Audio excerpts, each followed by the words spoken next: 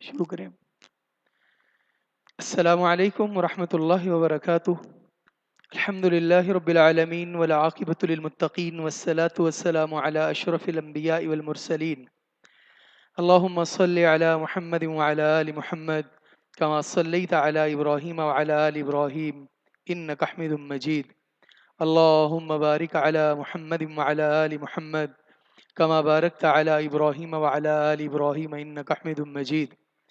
رب اشرح لي صدري ويسر لي امري واحلل عقدة من لساني يفقهوا قولي واجعل لي وزيرا من اهلي رب زدني علما رب زدني فهما۔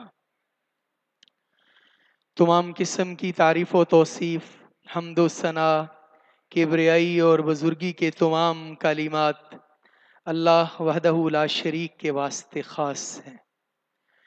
اللہ تعالیٰ کے آخری نبی، نبیوں کے امام، سرتاج الرسل، ختم الرسل حضرت محمد الرسول اللہ صلی اللہ علیہ وآلہ وسلم کی ذات اقدس و اطہر پر لا تعداد بے شمار درود و سلام ہوں کہ رب العالمین نے آپ کو رحمت للعالمین بنا کر مبعوث فرمایا، اور آپ صلی اللہ علیہ وآلہ وسلم نے اللہ کے بندوں کو اللہ کا پیغام اس طرح پہنچایا جس طرح پہنچانے کا حق تھا۔ معزز سامعین اور ناظرین اور حاضرین، آج 7 رمضان المبارک ہے۔ آج ہم سورہ النساء کی آیت نمبر 59 کی روشنی میں، جو ہمارا تفہیم قرآن کا سلسلہ ہے، فرقہ واریت سے نجات کیسے پائی جائے، انشاءاللہ الرحمن اس موضوع پر ہم گفتگو کریں گے۔ لیکن سبق شروع کرنے سے پہلے، اس ٹاپک پر گفتگو کرنے سے پہلے، جو ہمارا معلم القرآن کا سبق ہے، آج ہم نے اس میں سبق نمبر 7 انشاءاللہ الرحمن ہم نے پڑھنا ہے۔ لیکن سبق نمبر 7 پڑھنے سے پہلے ہم ایک نظر ڈالیں گے گزشتہ سبق پر، جو ہم نے کل پڑھا تھا، سبق نمبر 6 کے خلاصے کے اوپر۔ جیسا کہ آپ جانتے ہیں کہ ہم نے سبق نمبر 6 میں کل ملا کر 5 علامات پڑھی تھیں: ہوا، ہیا، ہا الٹا پیش ہو، ہا کھڑی زیر ہی، اور ہا الف زبر ہا۔ ہوا کے بارے میں ہم نے پڑھا تھا کہ ہوا واحد مذکر کے لیے استعمال ہوتا ہے، ترجمہ اس کا وہ کیا جاتا ہے۔ ہیا واحد مؤنث کے لیے استعمال ہوتی ہے یہ علامت، اس کا ترجمہ بھی وہ کیا جاتا ہے۔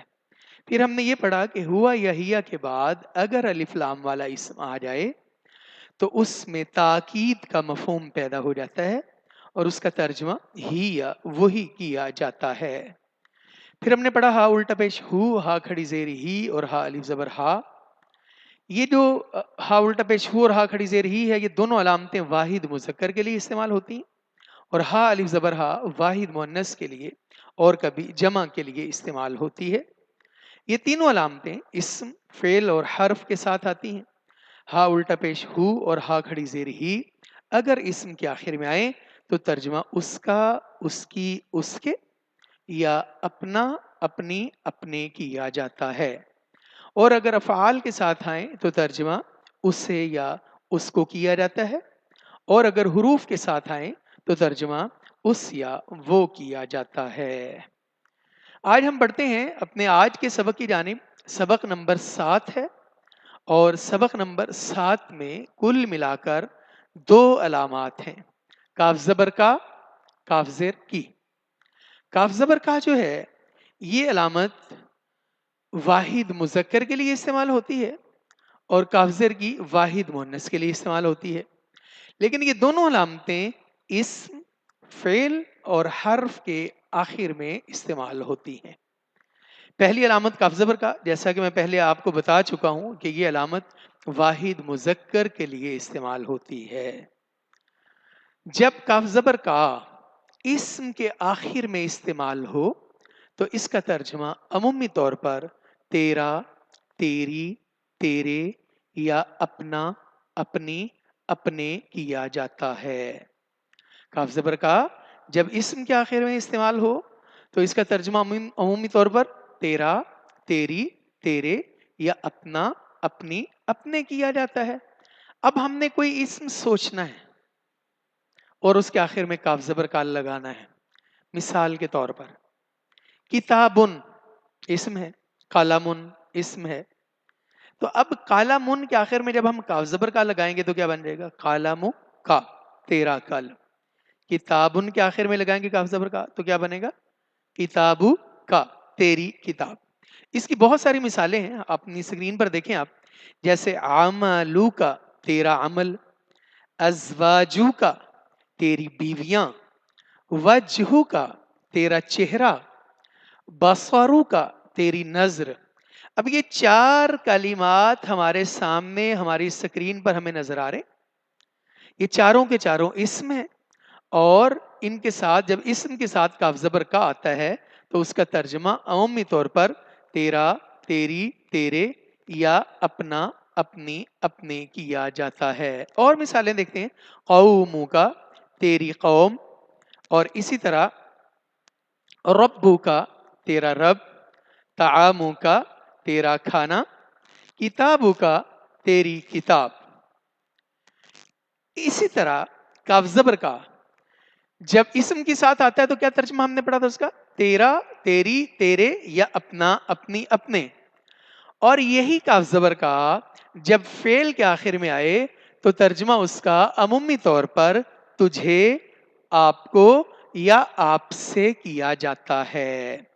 اس کی ہم مثال دیکھیں گے کہ جب کاف زبر کا فعل کے آخر میں آتا ہے تو جیسا کہ قرآن پاک میں ہے ودعک، اس نے چھوڑ دیا تجھے.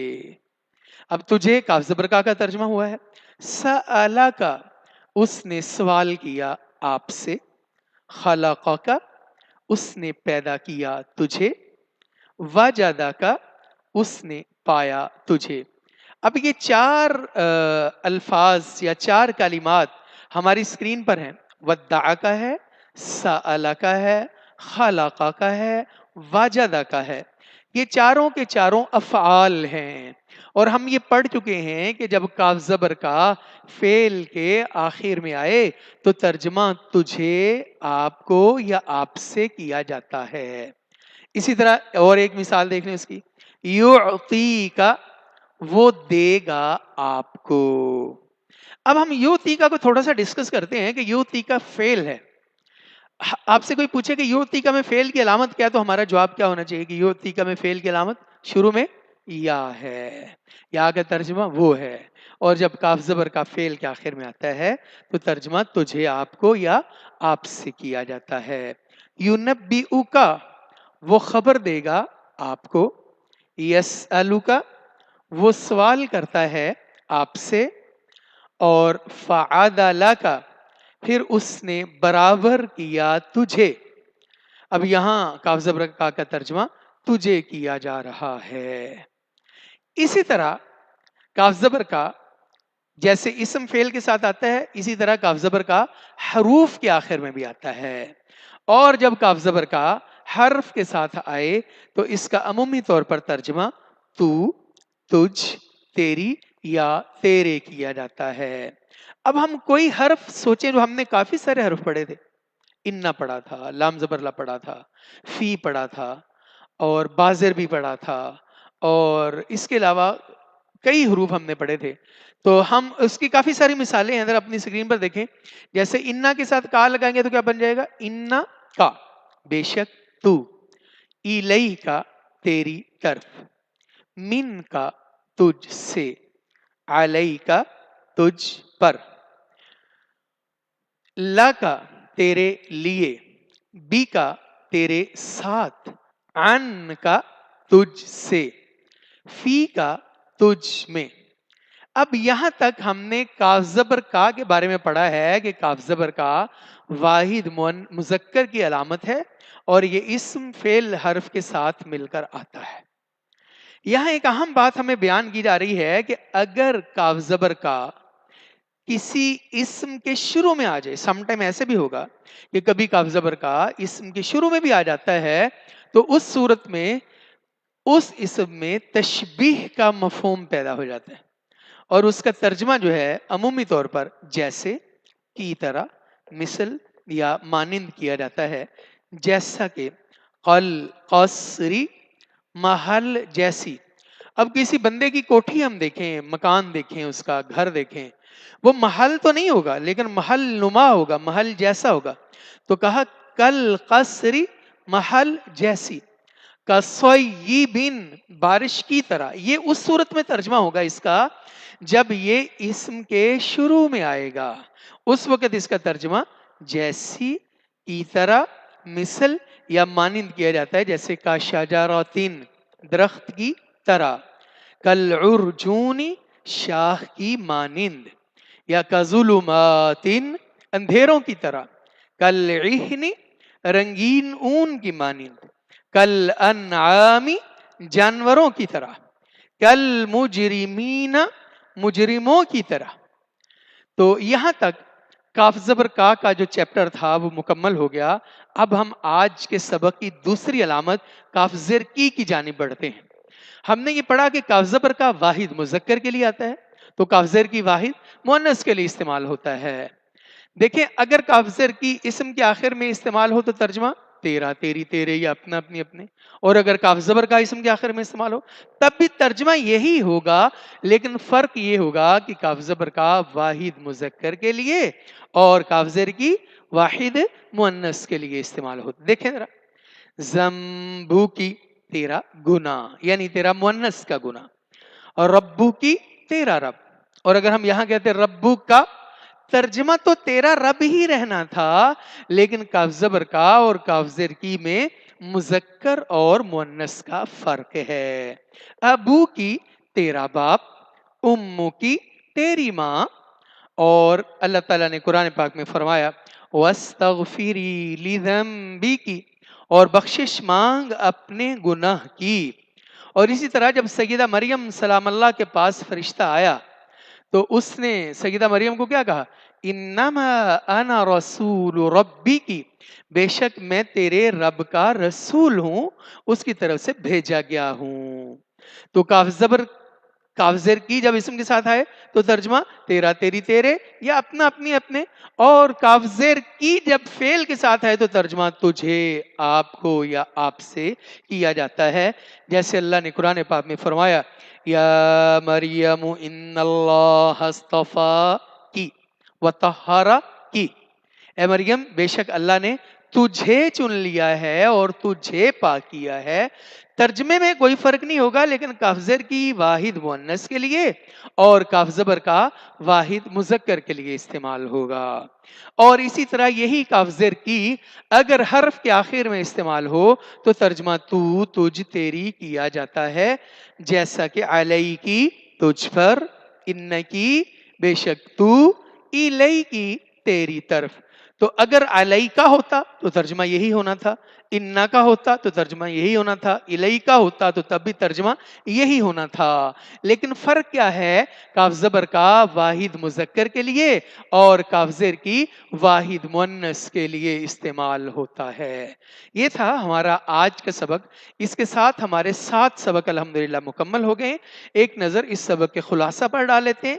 اس سبق میں ہم نے کل ملا کر 2 علامات پڑھی ہیں، کاف زبر کا واحد مذکر کے لیے، کاف زیر کی واحد مؤنث کے لیے. اگر یہ دونوں علامات اسم کے ساتھ آئیں تو ترجمہ تیرا، تیری، تیرے، یا اپنا، اپنی، اپنے ہوتا ہے. اگر فعل کے ساتھ آئیں تو ترجمہ تجھے، آپ کو، یا آپ سے کیا جاتا ہے. اگر حرف کے ساتھ آئیں تو ترجمہ تو، تجھ، یا تیری کیا جاتا ہے. اور ہم نے یہ بھی پڑھا کہ جب کاف زبر کا اسم کے شروع میں استعمال ہو تو اس میں تشبیہ کا مفہوم ہوتا ہے اور اس کا ترجمہ کی طرح، مثل یا مانند کیا جاتا ہے. تو الحمدللہ ہمارے 7 سبق جو ہیں وہ مکمل ہو چکے ہیں. اب ہم بڑھتے ہیں اپنے آج کے اس سیگمنٹ کی جانب کہ جس کا عنوان ہے آئیے قرآن سمجھیں. اور اس میں آج ہم جو سمجھنے جا رہے ہیں وہ ہے سورہ النساء کی آیہ نمبر 59. اور جو ٹاپک ہے ہمارا اس میں وہ یہ ہے کہ جو ہمارے ہاں فرقہ واریت ہے، جو تفرقہ بازی ہے، اس کا خاتمہ کیسے ممکن ہے، اس سے نجات کیسے ممکن ہے، یہ جو تفریق ہے اس کو کم کیسے کیا جا سکتا ہے، اس کو ختم کیسے کیا جا سکتا ہے. تو اس کا حل پیش کرنے کی کوشش کریں گے. امید کرتے ہیں کہ آپ کو ہمارا یہ سارے سیگمنٹ معلم القرآن کا اور یہ ترجمہ قرآن آئیے قرآن سمجھیں گا آپ کو انشاءاللہ اس کا فائدہ ہو رہا ہوگا. بس آپ سے گزارش یہ ہے کہ ہمارے اس پیج کو آپ لائک کریں, اس کو شیئر کریں اور اپنے گروپس میں اس کو زیادہ سے زیادہ اس کو شیئر کریں. انشاءاللہ اس کا اجر اور ثواب ہوگا. تو ناظرین, ہم اپنے آج کے سبق کی جانب بڑھتے ہیں. تو اس کے لیے ہم نے جو آیا مبارکہ منتخب کی ہے وہ آیا نمبر 59 ہے. اس کی ہم پہلے تلاوت کرتے ہیں. اعوذ باللہ من الشیطان الرجیم. يا أيها الذين آمنوا أطيعوا الله وأطيعوا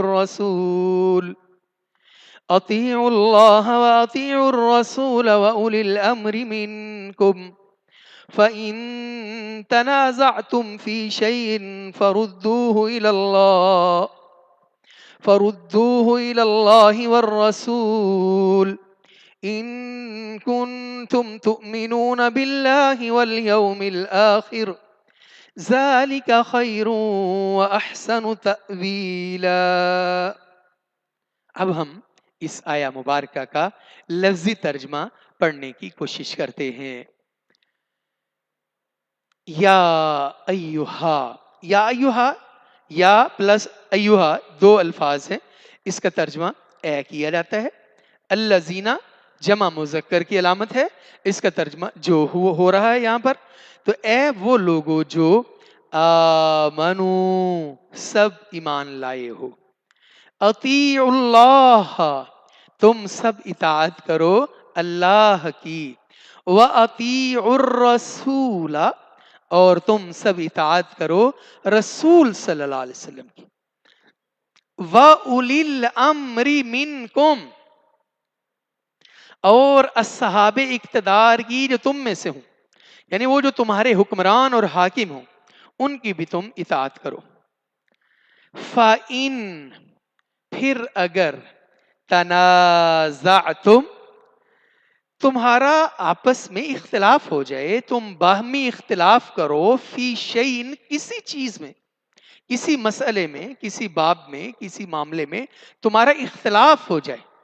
یعنی اختلاف ہونا تو کوئی بعید از قیاس یا بعید از عقل بات نہیں ہے, ہو سکتا ہے, اس کا مطلب ہے کہ اختلاف, لیکن اس اختلاف کی صورت میں کرنا کیا ہے, فردوہ تو تم سب لوٹاؤ اسے, اس اختلاف کو, اللہ اللہ کی طرف, والرسول اور رسول کی طرف.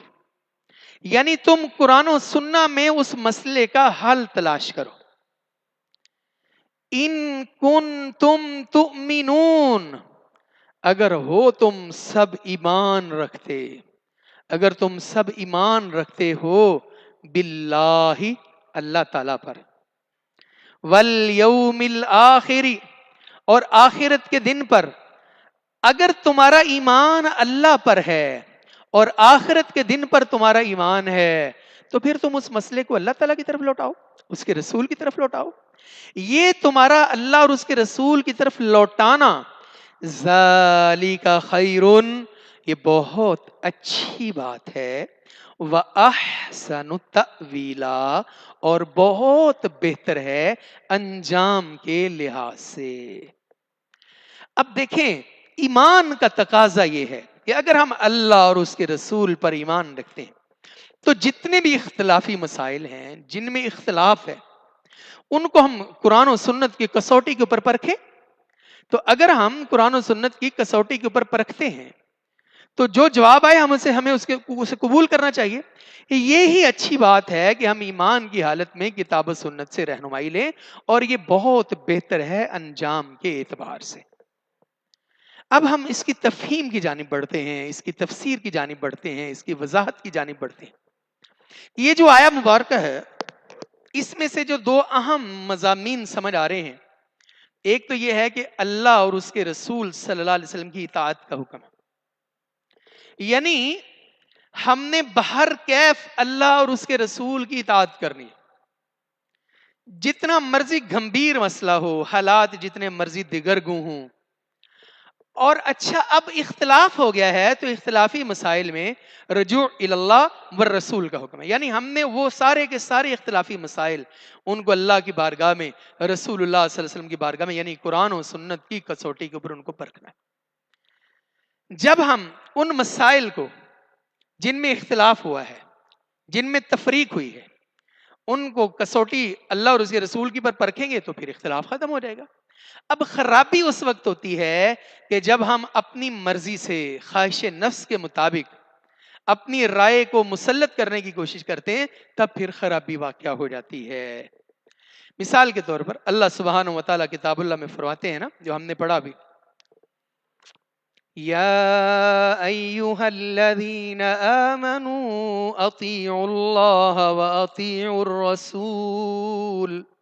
اے لوگو جو ایمان لائے ہو، تمہارا کام یہ ہے کہ تم اللہ کی اطاعت کرو، اس کے رسول کی اطاعت کرو. اصل ہمارا کام یہ ہے. ایمان لانے کے بعد جو بندے کے ذمے سب سے اہم کام ہے وہ اللہ کی بندگی ہے، اور بندگی کا طریقہ رسول اللہ صلی اللہ علیہ وسلم کی اطاعت ہے. اور کیا فرمایا؟ یا ایہا الذین آمنوا اطیعوا اللہ و اطیعوا الرسول ولا تبطلوا اعمالکم. اے لوگو جو ایمان لائے ہو، تم اللہ اور اس کے رسول کی اطاعت کرو. دیکھنا کہیں تم اللہ اور اس کے رسول کے راستے سے ہٹ کر اپنے اعمال کو باطل مت کر بیٹھنا. اچھا اس کی مثال ہم سمجھیں. مثال کے طور پر یعنی اب ہمارے ہاں کئی بندے جب وہ کوئی بھی کام کرتے ہیں تو انہیں جب کہا جاتا ہے کہ بھائی آپ نماز کو لے لیں، کہا جاتا ہے بھائی اپنی نماز سنت کے مطابق پڑھو، تو آگے سے کہتے ہیں یار نماز ہی پڑھنی ہے نا، جیسے کوئی مرضی پڑھ لے. اب اس کی ایک مثال ہے. مثال کے طور پر ہم جب نماز شروع کرتے ہیں، اللہ اکبر کہتے ہیں، تو اللہ اکبر کہنے کے بعد ایک بندہ اپنے ہاتھ سر کے اوپر باندھ لے، سر کے اوپر باندھ لے. تو ہم اس کو کہیں یار یہ تم کیا کرو؟ کہتے کوئی بات نہیں، ہاتھ باندھنے ہیں، سینے پر باندھ لے، ناف پر باندھ لے، جہاں مرضی باندھ لے، ہاتھ ہی باندھنے ہیں نا. ہاتھ باندھنے والی بات تو درست ہے، لیکن اس کا ہاتھ باندھنے کا طریقہ درست نہیں. اب اس طریقے کو جب ہم درست کریں گے تو اعمال قبول ہوں گے، جب وہ طریقہ درست نہیں ہوگا تو اعمال قبول نہیں ہوں گے، وہ باطل ہو جائیں گے. اور پھر اطاعت کرنا، اللہ اور اس کے رسول کی بات ماننا، یہ اللہ تعالی سے رحم حاصل کرنے کا بھی ذریعہ ہے. آپ دیکھیں ایک اور آیت مبارکہ ہے، سورہ نمبر 3 ہے، آیت نمبر 132 ہے. ارشاد ہوتا ہے وَأَطِيعُوا اللَّهَ وَالرَّسُولَ لَعَلَّكُمْ تُرْحَمُونَ. اور تم سب اللہ کی اطاعت کرو، اس کے رسول کی اطاعت کرو تاکہ تم پر رحم کیا جائے. تو اب رحم اختلاف سے تو نہیں ہوتا، اللہ کے رسول کی خلاف ورزی سے تو نہیں ہوتا، اللہ کی حدود کی دھجیاں اڑانے سے تو نہیں ہوتا. ہمیشہ اسی وقت رحم ہوگا جب ہم اللہ اور اس کے رسول کی فرما برداری کریں گے. اور یہ اللہ اور اس کے رسول کی فرما برداری کرنا یہ کامیابی کی ضمانت ہے. فرمایا سورہ الاحزاب میں وَمَن يُطِعِ اللَّهَ وَرَسُولَهُ فَقَدْ فَازَ فَوْزًا عَظِيمًا. یہ تو بہت بڑے درجے پر بندہ فائز ہو جاتا ہے، کامیابی اس کا مقدر بن جاتی ہے جو اللہ اور اس کے رسول کی اطاعت کرتا ہے، جس نے اپنے آپ کو سر تسلیم خم کر دیا، اپنے آپ کو جھکا دیا، فرما برداری کے اس طرح درجے پر فائز ہوا کہ اس نے کوئی بات نہیں ہے. لوگوں کی کیا بات ہے، لوگ تو باتیں کرتے ہی رہتے ہیں، میں لوگوں کی باتوں میں نہیں آؤں گا، میں اللہ اور اس کے رسول کی اطاعت کروں گا، اس کی فرما برداری کروں گا، اس کے بتائے ہوئے راستے پر چلوں گا. پھر چاہے زمانہ میرے خلاف ہو جائے، چاہے برادری میرے خلاف ہو جائے، چاہے ہوائیں میرے خلاف ہو جائیں، چاہے اپنے میرے خلاف ہو جائیں، چاہے بیگانے میرے خلاف ہو جائیں، بس مجھے کرنا کیا ہے کہ مجھے اللہ اور اس کے رسول کی فرما برداری کرنی ہے، اطاعت گزاری کرنی ہے. اور جب میں یہ کرتا ہوں تو اقبال کی وہ بڑی شاندار بات ہے کہ اقبال نے کیا کہا کہ محمد سے وفا تو نے تو ہم تیرے ہیں. قرآن پاک کی آیت کا ترجمہ ہے کہ وَمَن يُطِعِ الرسول فقد اطاع اللہ، جو بندہ رسول اللہ صلی اللہ علیہ وسلم کی اطاعت کرتا ہے در حقیقت وہ اللہ کی اطاعت کرتا ہے۔ تو کیا کہا کہ محمد سے وفا تو نے تو ہم تیرے ہیں، یہ جہاں چیز ہے کیا لوح و قلم تیرے ہیں۔ اللہ تجھے اپنے مقربین میں شامل کر لے گا، اللہ تجھے فوز عظیم پر فائز کر دے گا، اللہ تیرے رتبے کو بلند کر دے گا۔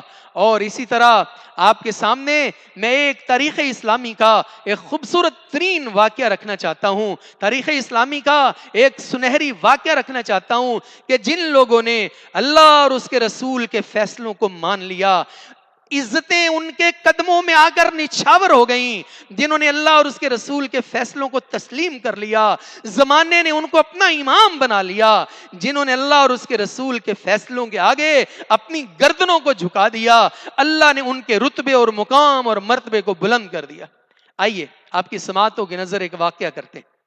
یہ مسند احمد شریف کے اندر یہ واقعہ ہے، تو اس کی حدیث نمبر 12393 ہے، بڑا مشہور واقعہ ہے۔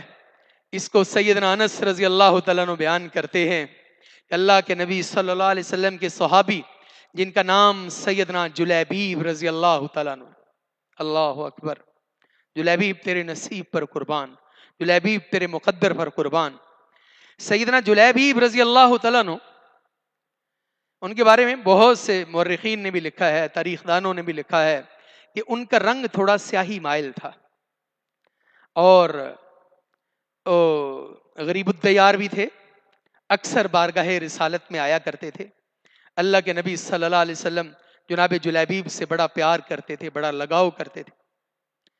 تو آپ صلی اللہ علیہ وسلم کے پاس انصار میں سے ایک گھرانے میں سے ایک رشتہ آیا، کہا کہ یا رسول اللہ صلی اللہ علیہ وسلم ہماری بیٹی کا رشتہ ہے، تو اس کا کسی مناسب جگہ پر کروا دیں۔ یا بعض روایات میں ہیں کہ انہوں نے اللہ کے نبی صلی اللہ علیہ وسلم کو رشتہ پیش کیا۔ باہر کیا، اللہ اکبر۔ تو ہمارے استاد محترم جب ہمیں یہ حدیث پڑھا رہے تھے تو انہوں نے بڑا شاندار جملہ بولا اس پر کہ دیکھو آپ ذرا امیجن کریں، تصور کی دنیا میں جائیں، ذرا دیکھیں کہ سیدنا جلیبیب رضی اللہ تعالیٰ عنہ جو غریب بھی تھے اور رنگ کے بھی زیادہ گورے چٹے نہیں تھے، تو لوگ مطلب ان کو شادی کرنے سے راضی بھی نہیں تھے ان پر، اپنی بیٹی کی، اپنی بہن کی۔ تو کیا وہ سین ہوگا، کیا وہ گھڑی ہوگی کہ سیدنا جلیبیب رضی اللہ تعالیٰ عنہ بارگاہ رسالت میں آئے ہوں گے، تو کیا اللہ کے نبی جلیبیب تیرا بیاہ کر دیے، جلیبیب تمہاری شادی نہ کر دے؟ تو سیدنا جلیبیب نے کیا کہا ہوگا، یا رسول اللہ صلی اللہ علیہ وسلم مجھے کس نے رشتہ دینا ہے؟ آپ نے کہا جلیبیب تم آمادہ ہو جاؤ، تم تیار ہو جاؤ، اور کہا اس طرح کرو، اللہ اکبر، فلان ساری صحابی کے گھر جاؤ، ان کو جا کر میرا سلام کہو، اور انہیں بتاؤ کہ مجھے اللہ کے رسول صلی اللہ علیہ وسلم نے بھیجا ہے، وہ جو آپ نے رشتے کی بابت بات کی تھی تو اس کے لیے میرا انتخاب ہوا ہے، تو میں حاضر ہوں۔ اب آپ سیدنا جلیبیب کی خوشی کا ٹھکانہ ملاحظہ فرمائیں کہ سیدنا جلیبیب رضی اللہ تعالیٰ عنہ کس قدر خوش ہوں گے کہ ان کو رسالت مآب صلی اللہ علیہ وسلم نے منتخب کیا اور رشتے کے لیے بھیج دیا۔ تو سیدنا جلیبیب رضی اللہ تعالیٰ عنہ اس انصاری صحابی کے گھر گئے، ان کو جا کر حضور کا سلام بھیجا، سلام دیا، ساری بات بتائی۔ انہوں نے کہا اچھا میں اپنی بیگم سے مشورہ کرتا ہوں۔ تو وہ جب اپنی بیگم کے پاس گئے تو ان کی بیگم نے کہا کہ یہ بات کوئی بنتی جڑتی تو نہیں ہے، ہمیں تو بڑے بڑے لوگوں نے رشتے بھیجے تھے، بڑے بڑے سرداروں کے رشتے آئے، تو ہم نے ان کو منع کر دیا، تو ہماری بیٹی کے لیے بس یہ جلیبیب کا رشتہ تھا، تو اس کو منع کر دیں کہ ہماری اصلاح نہیں بنتی۔ اللہ اکبر۔ یہ جو اطاعت شاری ہوتی ہے نا، یہ تو نصیب والوں کو ملتی ہے۔ اب یہ جو ساری گفتگو تھی، یہ جس بیٹی کے لیے رشتہ گیا تھا وہ پردے کے پیچھے سن رہی تھی۔ اس نے اپنے والدین کریمین کو کہا اماں جان، ابا جان، آپ کو پتہ ہے آپ رشتے کا انکار کنہیں کر رہے ہیں؟ آپ رشتے کا انکار امام الانبیاء، حدیث کے الفاظ بڑے شاندار، اتریدون ان تردوا علی رسول اللہ صلی اللہ علیہ وسلم امرہ، تم اللہ کے رسول صلی اللہ علیہ وسلم کی بات کا انکار کر رہے ہو؟ ان کان قد رضیہ لکم فانکحوا فکأنہا جلت عن ابویہا وقالا صدقتی. بیٹی نے کہا اماں جان اور ابا جان دیکھو تو صحیح کہ میرے لیے اللہ کے رسول نے اس بندے کو پسند کیا ہے، اور اللہ کے رسول کی جو پسند ہے وہ اس سے اچھی کیا چیز ہو سکتی ہے. تو گویا اب دیکھیں اس بچی نے رسول اللہ صلی اللہ علیہ وسلم کے حکم کو سمجھا اور اپنے والدین کو بتایا. یہ ضروری نہیں ہوتا کہ ہر وقت بندے کو سمجھ آ جائے، اس کو سمجھانا چاہیے، بات بتانی چاہیے. تو ان دونوں ماں باپ کو سمجھ آ گئے اور انہوں نے اپنی بیٹی کو کہا کہ ٹھیک ہے. اللہ کے نبی صلی اللہ علیہ وسلم کو کہہ دیا کہ اللہ کے نبی صلی اللہ علیہ وسلم اگر آپ راضی ہیں، اور حدیث کے الفاظ ہیں کہ فَذَهَبَ أَبُوهَا إِلَى النَّبِيِّ صلی اللہ علیہ وسلم، اس کا والد اللہ کے نبی صلی اللہ علیہ وسلم کے پاس گیا، اس نے کہا یا رسول اللہ صلی اللہ علیہ وسلم اگر آپ راضی ہیں فقد رضیناہ فقد رضیناہ فقد رضیناہ، ہم تو پھر کنا تک راضی ہیں، ہم بھی راضی ہیں. اللہ اکبر. قال فإنی قد رضیتہ فزوجہا. اب جو اصل بات آپ کو اس سارے واقعے میں بیان کی جا رہی ہے وہ ہے کہ یہ ایک ظاہری معاملہ ہے رسول اللہ صلی اللہ علیہ وسلم کی اطاعت اور فرما برداری کا، کہ انہوں نے اللہ کے نبی صلی اللہ علیہ وسلم کی بات کو تسلیم کر لیا. اس کا بدلہ انہیں کتنا ملا، اس کا ریوارڈ انہیں کتنا ملا، اس کا صلہ انہیں کتنا ملا. اللہ اکبر. شادی ہو گئی اور شادی کے بعد اللہ کے نبی صلی اللہ علیہ وسلم نے جہاد میں جانے کا اعلان کر دیا. غالباً جنگ احد کی تیاری کا اعلان ہو گیا. تو سیدنا جلیبیب رضی اللہ تعالیٰ عنہ وہ بھی میدان جہاد کے اندر نکلے، وہ بھی میدان جہاد کے اندر نکلے. اللہ اکبر. اور سیدنا جلیبیب رضی اللہ تعالیٰ عنہ میدان جہاد میں شریک ہو گئے. یہ آگے بڑی دلچسپ بات ہے کہ جب اللہ کے نبی صلی اللہ علیہ وسلم صحابہ کو، زخمیوں کو دیکھ رہے تھے، شہداء کا پوچھ رہے تھے، تو آپ نے پوچھا کسی سے کہ میرا جلیبیب نہیں دیکھا کسی نے؟ اللہ اکبر. اللہ اکبر. تو ایک صحابی نے کہا یا رسول اللہ صلی اللہ علیہ وسلم جلیبیب جو ہے وہ بہت سارے جو کافر قتل ہوئے ہیں ان کے نیچے پڑا ہوا ہے. تو اللہ کے نبی صلی اللہ علیہ وسلم کہا جلیبیب میں تیرے سے بڑا پیار کرتا ہوں. تو اللہ کے نبی صلی اللہ علیہ وسلم نے جلیبیب کو اٹھایا اور کہا جلیبیب کے دفن کا بندوبست کرو. اب یہاں یہ جو ریڈ الفاظ آپ کو نظر آ رہے ہیں یہ ہے اللہ کے نبی صلی اللہ علیہ وسلم کی اطاعت اور بات ماننے کا ثمر. سیدنا انس رضی اللہ تعالیٰ کہتے ہیں کہ فَلَقَدْ رَأَيْتُهَا وَإِنَّهَا لَمِنْ أَنْفَقِ بَيْتٍ فِي الْمَدِينَةِ، کہ پھر مدینہ میں قحط بھی پڑ جایا کرتا تھا، لیکن وہ خاتون جس نے رسول اللہ صلی اللہ علیہ وسلم کی بات کو تسلیم کر کے جلیبیب سے نکاح کیا تھا اور پھر جلیبیب شہید ہو گئے تھے، ان کے گھر اللہ نے اتنا اناج دیا، اتنا رزق دیا کہ ان کے گھر سے کبھی رزق ختم نہیں ہوتا تھا اور سوالی اور سائل ان کے گھر سے خالی واپس نہیں جاتا تھا. یہ ہے رسول اللہ صلی اللہ علیہ وسلم کی اطاعت کرنے کا ثمر. یہ تو دنیا کا ثمر ہے، آخرت کا اس سے بہت بڑا ثمر ہے. تو اس لیے ارشاد ہوتا ہے کہ تم اللہ اور اس کے رسول صلی اللہ علیہ وسلم کی اطاعت کرو. یا ایھا الذین آمنوا اطیعوا اللہ واطیعوا الرسول. اللہ اکبر. اور یہ ایک اور قرآن پاک کا مقام بڑا شاندار ہے، سورہ النساء آیہ نمبر 69. آپ ذرا غور کریں اس آیہ مبارکہ پر. اور اس آیہ کے شان نزول میں حافظ ابن کثیر علیہ رحمہ نے ایک واقعہ نقل کیا ہے. وہ کہتے ہیں کہ اللہ کے نبی صلی اللہ علیہ وسلم کے ایک صحابی سیدنا ثوبان رضی اللہ تعالیٰ عنہ، اللہ اکبر، اللہ کے نبی کے صحابہ کا تذکرہ کرنا، یار وہ کیا عظیم لوگ تھے جنہوں نے اللہ کے نبی صلی اللہ علیہ وسلم کو دیکھا.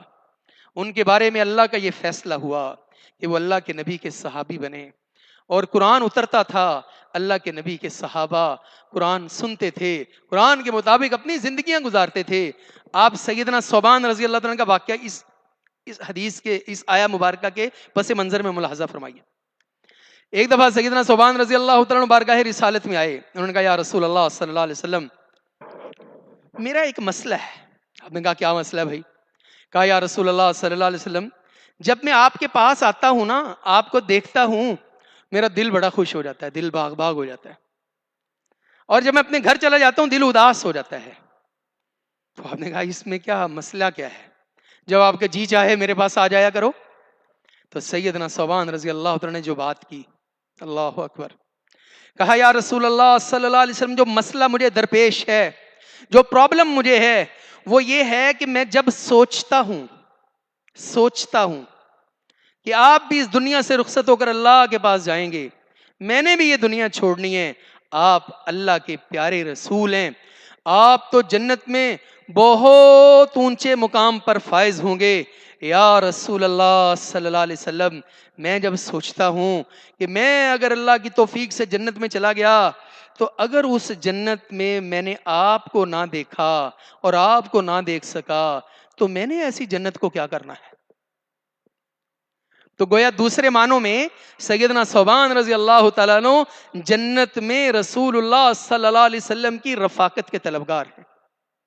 یہاں ایک لمحے کے لیے سوچئے، اے عاشقان مصطفیٰ، اے رسول اللہ صلی اللہ علیہ وسلم سے محبت کا دعویٰ کرنے والو، ہم اس دنیا کی زندگی میں کبھی دل میں یہ خیال نہیں آیا کہ زندگی اللہ کے رسول کے طریقے سے ہٹ کر گزر رہی ہے، شب و روز اللہ کے رسول صلی اللہ علیہ وسلم کے طریقے سے ہٹ کر گزر رہے ہیں، خوشیاں غمیاں اللہ کے رسول صلی اللہ علیہ وسلم کے طریقے سے ہٹ کر گزر رہی ہیں. اور یہ اللہ کے نبی کے صحابہ، اللہ کے نبی کے صحابی سیدنا ثوبان کہتے ہیں یا رسول اللہ صلی اللہ علیہ وسلم، مجھے ایسی جنت نہیں چاہیے جس جنت میں آپ نہ ہوں، اور ہم اس دنیا میں، اس دنیا کی رنگینیوں میں ایسے کھوئے ہیں اللہ اور اس کے رسول کی نافرمانیوں میں. تو اللہ کے نبی صلی اللہ علیہ وسلم سیدنا ثوبان کی بات سن کر لحظہ بھر خاموش ہو گئے. تو اللہ نے جبریل کو کہا، جاؤ جبریل، میرے نبی کا صحابی مچل رہا ہے. تو میں جب بھی یہ آیا مبارکہ پڑھتا ہوں تو مجھے ایسے لگتا ہے یا پیارے ثوبان رضی اللہ تعالیٰ عنہ، یہ آپ کا مسئلہ تو تھا ہی تھا، لیکن اللہ تعالیٰ نے رہتی دنیا تک کے مسلمانوں کا مسئلہ حل کر دیا. اور اللہ نے فرما دیا، وَمَن يُطِعِ اللَّهَ وَالرَّسُولَ فَأُولَئِكَ مَعَ الَّذِينَ أَنْعَمَ اللَّهُ عَلَيْهِمْ مِنَ النَّبِيِّينَ وَالصِّدِّيقِينَ وَالشُّهَدَاءِ وَالصَّالِحِينَ وَحَسُنَ أُولَئِكَ رَفِيقًا. اگر آج ہم نے اب دنیا میں اپنی آنکھوں سے اللہ کے نبی صلی اللہ علیہ وسلم کو نہیں دیکھا، اگر ہم چاہتے ہیں کہ ہمیں قیامت میں جنت میں رسول اللہ صلی اللہ علیہ وسلم کی رفاقت میسر آ جائے، تو اس کا سنگل لائن ہی ڈنڈا ہے، ہم اللہ اور اس کے رسول کی اطاعت کریں. جس نے بھی اللہ اور اس کے رسول کی اطاعت کی، اللہ تعالیٰ انہیں ان لوگوں کے ساتھ کر دے گا جن پر اللہ نے انعام کیا، نبیوں کے ساتھ، صدیقین کے ساتھ، شہداء کے ساتھ، صالحین کے ساتھ. اور یہ کیسی شاندار رفاقت ہے، اللہ اکبر. اب مسئلہ یہ ہے کہ اگر تنازع ہو جائے کسی باب میں، کسی مسئلے میں تنازع ہو جائے، تو قرآن کی واضح ہدایت ہے، فَإِن تَنَازَعْتُمْ فِي شَيْءٍ فَرُدُّوهُ إِلَى اللَّهِ وَالرَّسُولِ، کہ تم اس تنازع کو اللہ اور اس کے رسول کی بارگاہ میں لے جاؤ. اور اس وقت تک ہم مومن ہو ہی نہیں سکتے جب تک ہم رسول اللہ صلی اللہ علیہ وسلم کے فیصلوں کو من و ان بلا چون چراں تسلیم نہ کر لیں. ہم نے آیت میں کیا پڑھا تھا؟ ان کنتم تؤمنون باللہ والیوم الاخر، اگر تم اللہ پر اور اس کے رسول پر اور قیامت پر ایمان رکھتے ہو تو تم اللہ کے رسول کی اطاعت کرو، اللہ کی اطاعت کرو. یہاں کیا ہے؟ فرمایا اللہ نے قسم اٹھا کر کہا کہ وہ بندہ اس وقت تک مومن ہو ہی نہیں سکتا یہاں تک کہ آپ کے فیصلے کو تسلیم کرنے کے بعد اس کی طبیعت میں کوئی انقباض پیدا ہو. تسلیم کرے لیکن بے دلی سے کرے. تو میرے عزیزو اپنی زندگی کا جائزہ لیں، اپنا محاسبہ کریں، اللہ اور اس کے رسول کی اطاعت کریں. اب بڑے وہ سوال جو تھا کہ فرقہ واریت کی مذمت جو قرآن پاک نے بیان کی ہے، اس سے بچنے کا ذریعہ ایک ہی ہے کہ ہم اللہ اور اس کے رسول کی اطاعت کریں. اللہ تعالیٰ نے بے شمار جگہ پر قرآن پاک میں سورہ آل عمران آیہ نمبر 105، سورہ الروم آیہ نمبر 32، ان میں فرقہ واریت کی بڑی شدید مذمت کی ہے. اور جو اللہ سبحانہ و تعالیٰ نے حکم دیا ہے وہ یہ ہے وَاعْتَصِمُوا بِحَبْلِ اللَّهِ جَمِيعًا وَلَا تَفَرَّقُوا، لوگو تم سب اللہ کی رسی کو مضبوطی سے پکڑ لو اور آپس میں تفرقوں میں نہ پڑو، تفرقہ بازی نہ کرو. اور اسی طرح فرقہ وریت کی مذمت سورہ الانعام آیت نمبر 159 میں بھی ہوئی ہے. اور اسی طرح فرقہ وریت کے دور میں، اب دیکھیں جب فرقہ وریت ہو تو اس دور میں حق پر کون ہوگا؟ یعنی اس کا علاج کیا ہے؟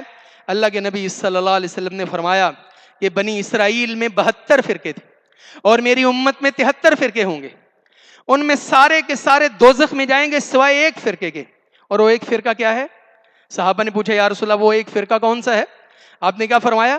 ما انا علیہ واصحابی، جس پر میں اور میرے صحابہ ہیں. تو ہمیں کوشش کرنی چاہیے زندگی کے ہر شعبے میں، وہ دکھوں کی کوئی گھڑی ہو، وہ خوشیوں کا کوئی لمحہ ہو، وہ زندگی کی کوئی گھڑی ہو، ہمیں کوشش کرنی چاہیے کہ ہم اللہ اور اس کے رسول صلی اللہ علیہ وسلم کی تابعداری اور پیروی کریں. اور ایک جو حل ہے اس کا فرقہ واریت کو ختم کرنے کا، وہ اللہ کے نبی صلی اللہ علیہ وآلہ وسلم کی مشہور حدیث مبارکہ کہ آپ نے فرمایا ترکت فیکم امرین، لوگوں میں تمہارے اندر دو چیزیں چھوڑ کر جا رہا ہوں، لن تزلوا ما تمسکتم بہما، تم کبھی گمراہ ہو ہی نہیں سکتے اگر تم ان کو مضبوطی سے پکڑ لو. اور وہ دو چیزیں کیا ہیں؟ وہ کتاب اللہ، اللہ کی کتاب ہے، اور اللہ کے نبی صلی اللہ علیہ وسلم کی سنت ہے.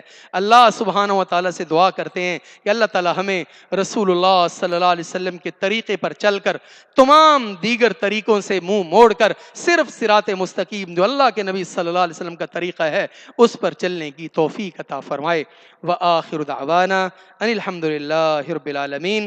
اللہ سبحانہ و تعالیٰ سے دعا ہے کہ اللہ تعالیٰ ہم پر، ہمارے والدین پر، ہمارے اساتذہ کرام پر اپنی رحمتیں اور برکتیں نازل فرمائے. اللہ تعالیٰ ہمیں دنیا اور آخرت کی بھلائیاں عطا فرمائے. بہت سے دوست احباب نے دعاؤں کے لیے کہا، جنہوں نے بھی دعا کے لیے کہا، اللہ سبحانہ و تعالیٰ تمام کی جائز خواہشات، جائز حاجات کو پورا فرما دے. اور یا الہی ہم تیری بارگاہ میں سوالی بن کر التجا کرتے ہیں، یا اللہ تو ہمیں حقیقی معنوں میں غلام رسول بنا لے. ہمارے بیماروں کو شفائے کاملہ عاجلہ عطا فرما، ہمارے دکھیوں کے دکھ دور فرما، ہمارے محتاجوں کو غنی کر دے، ہمارے فقیروں کو سخی کر دے. حسبنا اللہ ونعم الوکیل، نعم المولا ونعم النصیر. رب ارحمہما کما ربیانی صغیرا. یا اللہ ہمارے ماں باپ پر رحم فرما، ہمارے بہن بھائیوں پر رحم فرما، ہماری اولادوں پر رحم فرما، ہمارے گھر والوں پر رحم فرما، ہمارے رشتہ داروں پر رحم فرما، ہمارے ہمسایوں دوستوں پر رحم فرما یا ارحم الراحمین. اللہم اغفر لنا وللمؤمنین والمؤمنات والمسلمین والمسلمات یا الہ العالمین یا ارحم الراحمین. ربنا تقبل منا انک انت السمیع العلیم وتب علینا انک انت التواب الرحیم. سبحانک اللہم وبحمدک اشہد ان لا الہ الا انت استغفرک واتوب الیک. السلام علیکم ورحمۃ اللہ وبرکاتہ.